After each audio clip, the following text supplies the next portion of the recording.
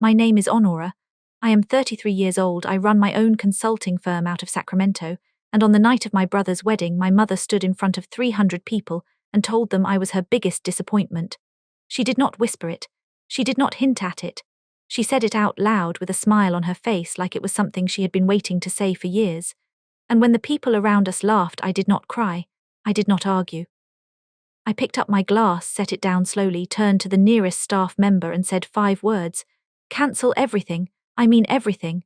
What happened in the next 5 minutes changed every single person in that room, including my mother. Before I take you into that night, drop a comment and tell me where you are watching from. If this story sounds like something you needed to hear today, hit the like button right now. And if you want to be here every time I share a story like this one, subscribe and turn on notifications so you never miss one.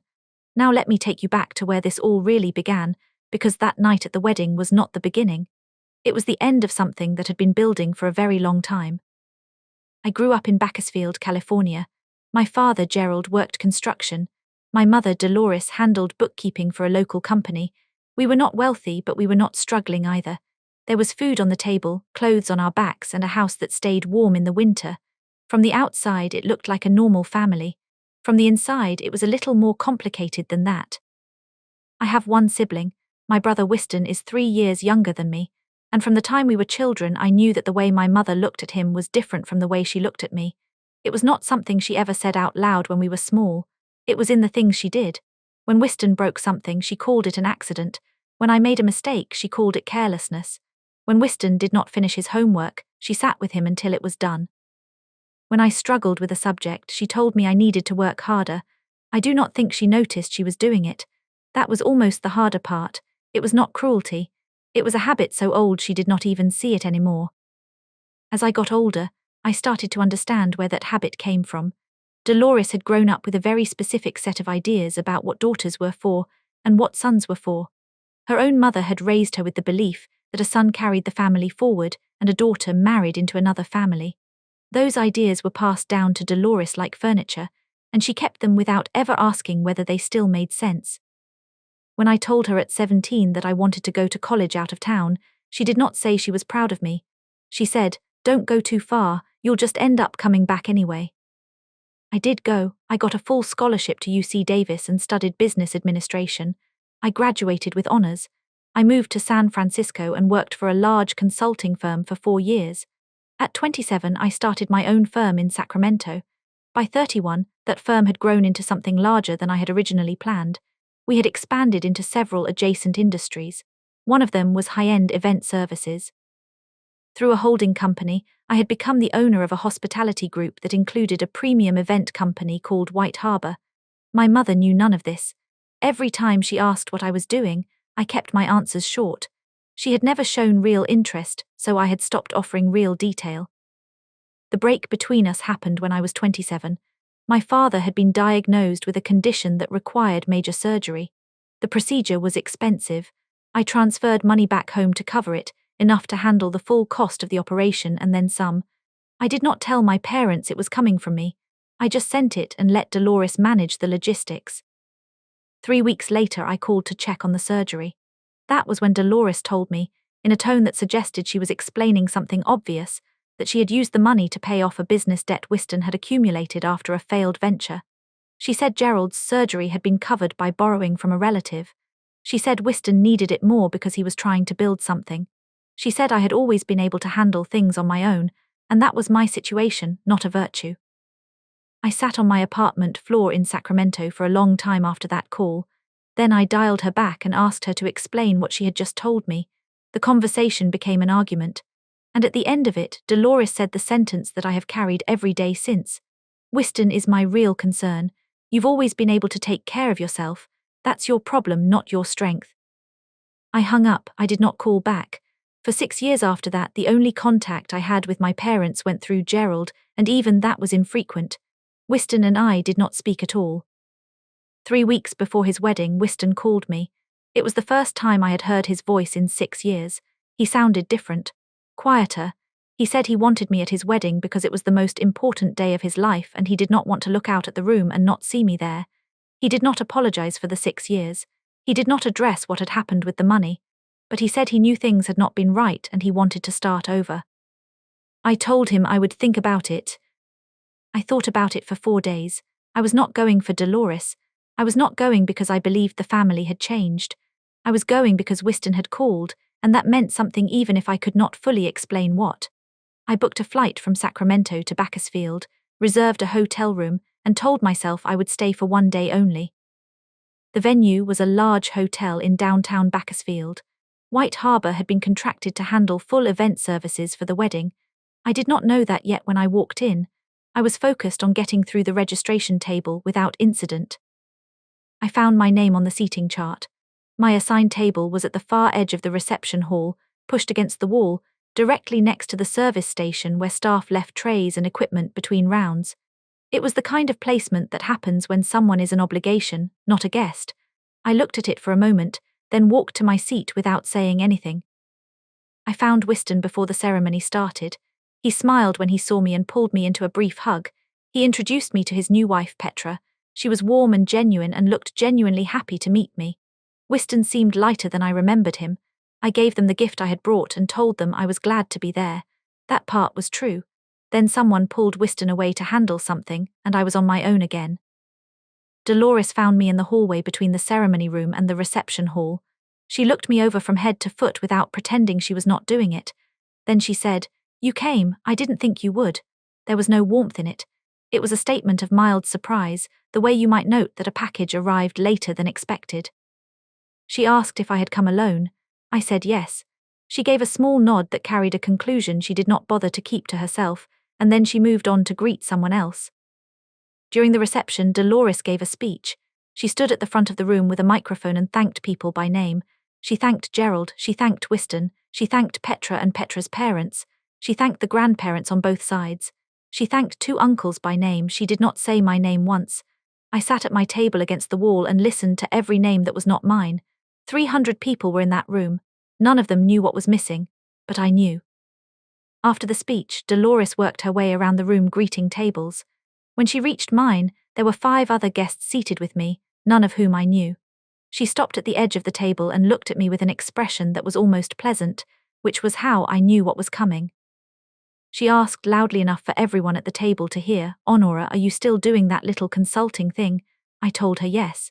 She turned to the other guests and shook her head slightly, the way someone does when they are about to share a gentle disappointment.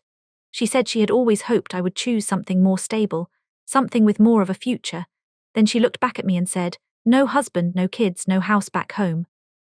And even today you couldn't dress up a little more for your brother's wedding. I guess some things never change." 2 people at the table laughed. Not cruelly, just reflexively, the way people laugh when they are not sure what else to do. 2 others looked down at their plates. One woman across from me caught my eye for just a second with an expression that said she was sorry, and then she looked away. I set my glass down on the table. I did not feel anger the way I had expected to.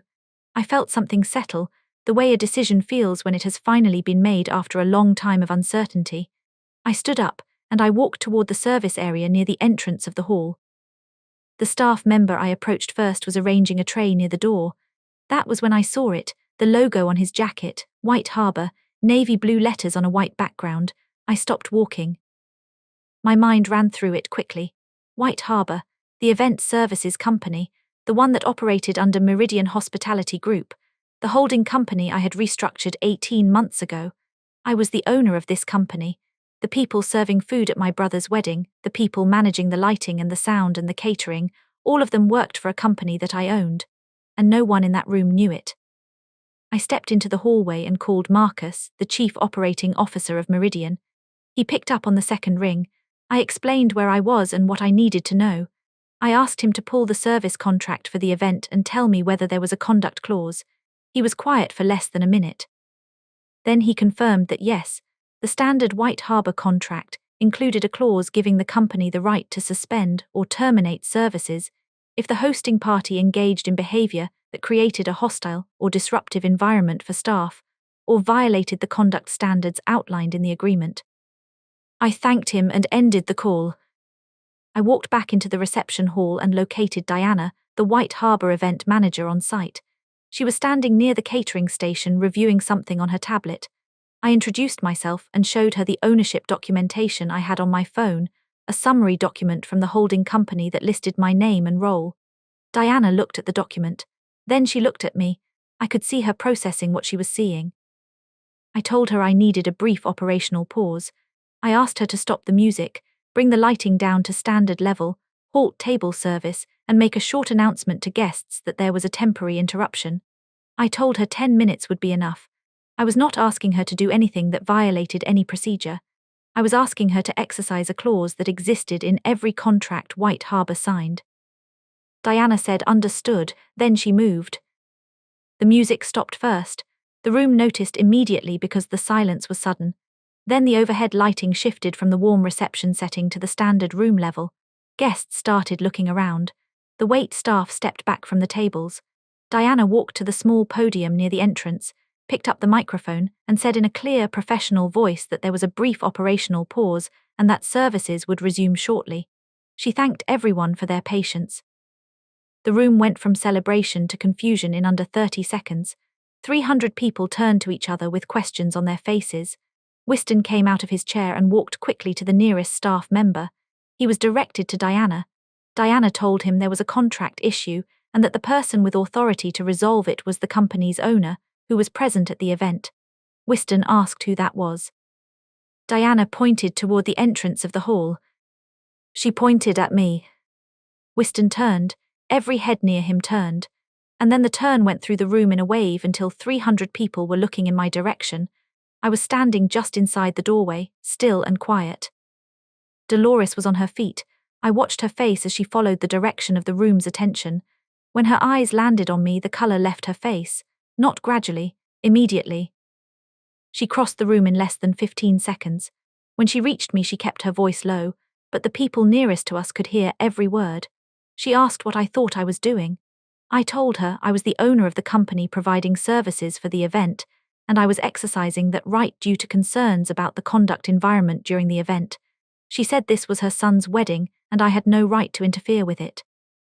I told her the contract defined what rights existed, and that if she wanted services to continue, I was available for a private conversation after the event concluded. Not a public apology, not a scene, just a real conversation, the kind we had never managed to have. Whiston was standing 3 feet away. He had heard everything. His face moved through several expressions in a short amount of time. He did not say anything yet. He was not ready, but I could see that something had shifted in him, not anger at me, but something closer to recognition. I gave Dolores 2 minutes to decide. She did not speak during those 2 minutes. She stood in front of me with her jaw tight and her hands still at her sides. Then she gave one short nod and turned back toward her table. I walked back to Diana and told her she could resume. The music returned, the lighting shifted back, the wait staff moved to the tables, the room exhaled. But the atmosphere had changed entirely. Guests spoke to each other in lower voices. Several people looked at me differently as the evening continued, not with hostility, but with a kind of recalibration. The woman who had caught my eye earlier at my table came and stood beside me for a moment near the end of the night, and said quietly that she had wanted to say something when it happened and had not. I told her I appreciated that she said it now. Dolores did not approach me again for the rest of the evening. She sat at the head table and spoke to Petra's family. She laughed at the right moments, but she did not look in my direction. 3 days after the wedding, a letter arrived at my Sacramento address from a law firm in Bakersfield. The letter stated that Dolores was pursuing a claim for intentional infliction of emotional distress and interference with a private event, and that she was seeking $50,000 in damages. She alleged that my actions had caused severe emotional harm to her and disrupted what should have been a joyful and irreplaceable family occasion. I read the letter twice.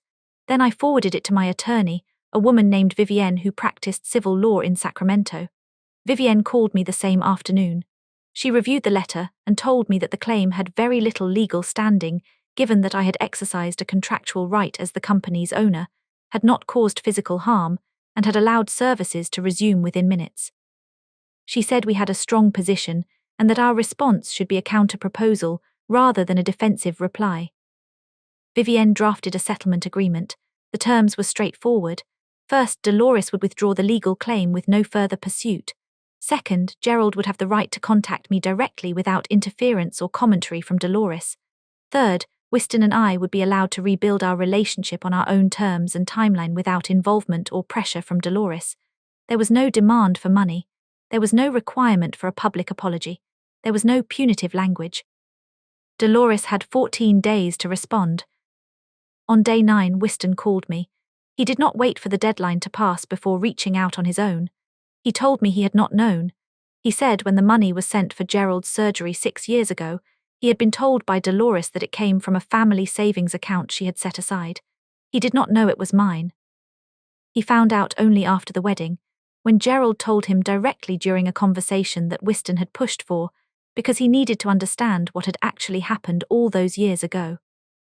Wystan said he had sat with that information for 2 days before calling me. He said he was not calling to explain what Dolores did or to defend it. He was calling because he had let 6 years pass without asking a single question, and that was on him. He said he had been comfortable and had not looked closely at why, and that comfort had cost him his relationship with his sister. He did not ask for forgiveness. He said he was not sure he had the right to ask for it yet. He said he just needed me to know that he understood now, and that he was not willing to keep not understanding. I listened to all of it. When he finished, I said, "Okay, Wystan, okay." It was not a resolution, it was an opening, but it was real.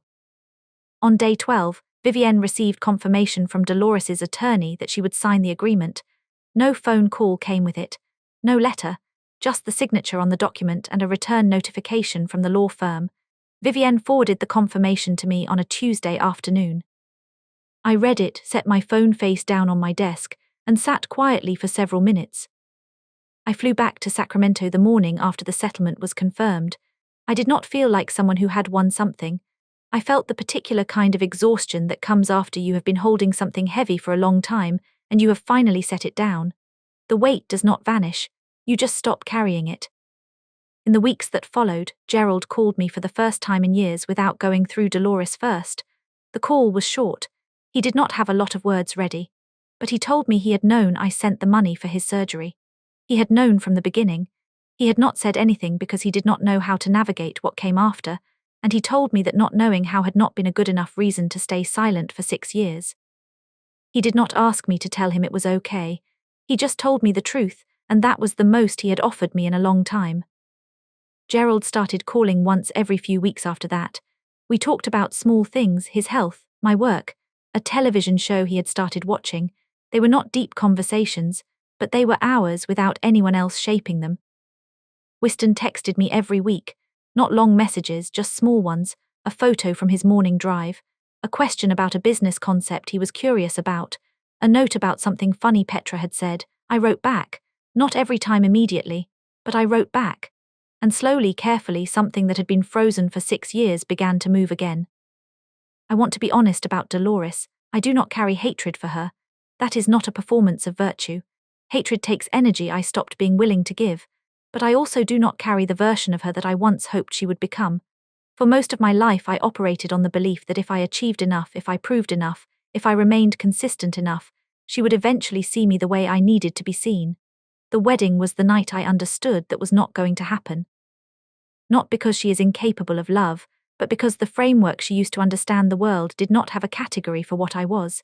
She had been taught that a daughter's worth was measured in the life she built alongside a man, in the household she maintained, in the softness she showed the family. I had not built that life, and she did not have the tools to value what I had built instead. That is not an excuse for what she did. It is an explanation, and understanding an explanation does not mean accepting the harm. Those are two different things, and I spent a long time confusing them. The most important thing I walked away from that wedding knowing was this: a boundary is not a punishment. It is a decision. It is the choice to name clearly what you will continue to accept and what you will not. I did not cut Dolores off to hurt her. I created terms because I needed terms to function. Because I had spent 6 years absorbing the cost of having no terms at all, and that cost had been too high. Sarthur kong fai la sir toi ko the jiavo de ko, en hung toi ko the noi that long rang toi den gung cho fep, en hungi bar lam din engir, en hungi toi zung dang. Var vik and gung du, vik that su and gung du, larger de say doi moi sir. I want to ask you something before you go. Have you ever stayed in a situation, a family relationship, a friendship, a job, longer than you should have because you told yourself that enduring it was the same as being loyal.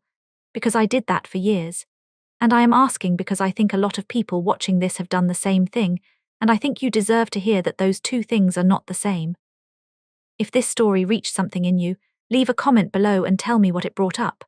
I read every single one. If you found yourself nodding along at any point in this story, that like button is right there and it genuinely helps more people find this channel. If you are not subscribed yet and you want to be here for the next story, hit subscribe and turn on the notification bell so you do not miss it when it goes up. And if you know someone who is carrying a weight like this one, share this video with them.